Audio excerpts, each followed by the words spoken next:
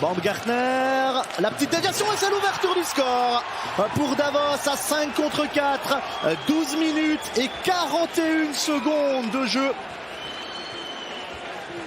Un but en powerplay signé Fabrice Herzog, son 6e de la saison et son 2e en jeu de puissance.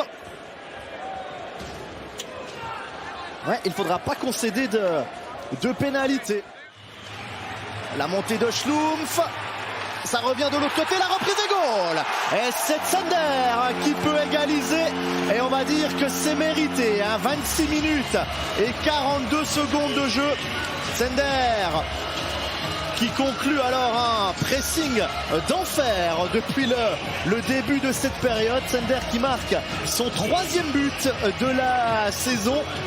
Lui qui est né à Zoug et qui a toujours joué à Zoug, sauf durant une année où il est parti en Ligue mineure aux États-Unis. C'était lors de la saison 2015-2016. Martini, la reprise des goals. Ouais, ça va trop vite. Zoug va trop vite en cette deuxième période. 27 minutes 08, c'est-à-dire 26 secondes après le 1 partout. Et bien maintenant, c'est 2-1 par Oskar Lindberg. Alors Lindberg, il en a eu des occasions. Et on va dire, enfin, il en met une au fond. Tout est parti de cette accélération de Martini. La petite passe dans le slot.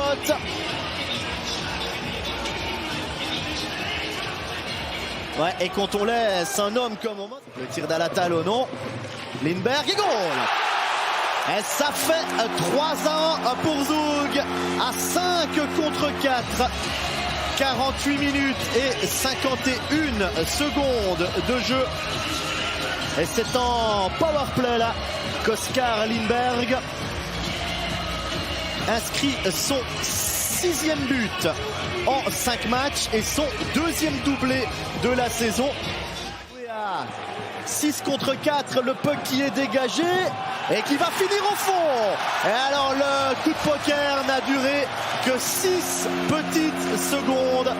55 minutes 49 à 4 contre 6 dans la cage vide.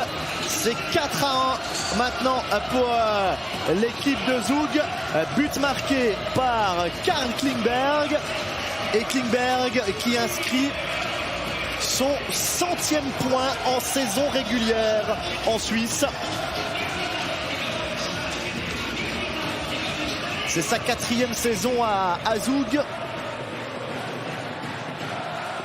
Et c'est donc en début de saison, c'est parti des grands favoris au titre.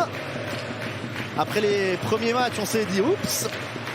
Mais finalement, Davos qui marque quand même le 2e but là. 58 minutes et 43 secondes de jeu par Corvi.